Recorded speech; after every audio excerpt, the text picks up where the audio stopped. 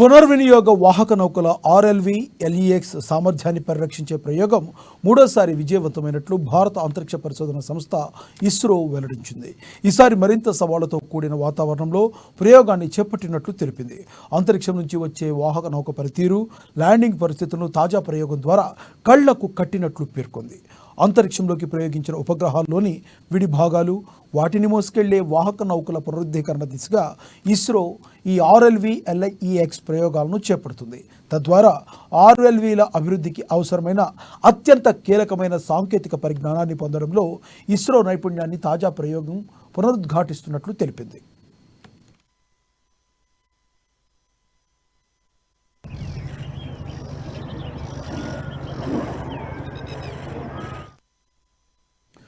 Landing experiment సిరీస్లో చివరి పరీక్షను కర్ణాటక చిత్రదుర్గలోని ఏరోనాటికల్ టెస్ట్ రేంజ్లో ఆదివారం ఉదయం నిర్వహించినట్లు వెల్లడించింది.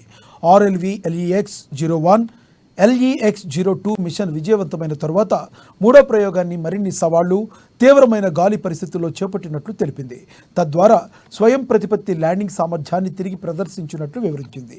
పుష్పక్ పేరుతో పిలిచే ఈ రెక్కల వాహనాన్ని భారతీయ నౌకాదళానికి చెందిన చీకు హెలికాప్టర్ ద్వారా తీసుకెళ్లి రన్వేకి 4 కిలోమీటర్ల దూరం 4.5 కిలోమీటర్ల ఎత్తులో జారవిడిచారు. అక్కడి నుంచి క్రాస్ రేంజ్ కదలికలను స్వతంత్రంగా చేపడుతూ రన్వే దిశగా వచ్చింది. సెంటర్ లైన్ వద్ద ఖచ్చితమైన సమాంతర ల్యాండింగ్ను ప్రదర్శించింది. తక్కువ లిఫ్ట్ టు డ్రాగ్ నిష్పత్తితో కూడిన ఏరోడైనమిక్ కాన్ఫిగరేషన్ కారణంగా ల్యాండింగ్ వేగం గంటకు 320 కిలోమీటర్ల కంటే ఎక్కువగా ఉందని ఇస్రో తెలిపింది. ఇది వాణిజ్య విమానాల్లో 260 కిలోమీటర్ల, యుద్ధ విమానాల్లో 280 కిలోమీటర్ల వరకు ఉంటుందని గుర్తు చేసింది.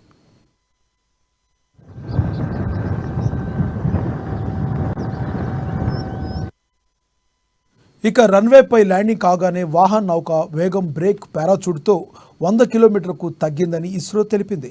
అనంతరం ల్యాండింగ్ గేర్లు బయటకు వచ్చి వాహనం పూర్తిగా ఆగిపోయినట్లు వెల్లడించింది.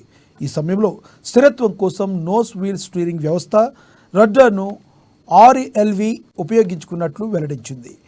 ఎల్ఈఎక్స్ 02 ప్రయోగంలో ఉపయోగించిన రెక్కల వాహనం, ఫ్లైట్ సిస్టమ్ను ఎలాంటి మార్పులు లేకుండా తాజా ప్రయోగంలో వాడినట్లు తెలిపింది.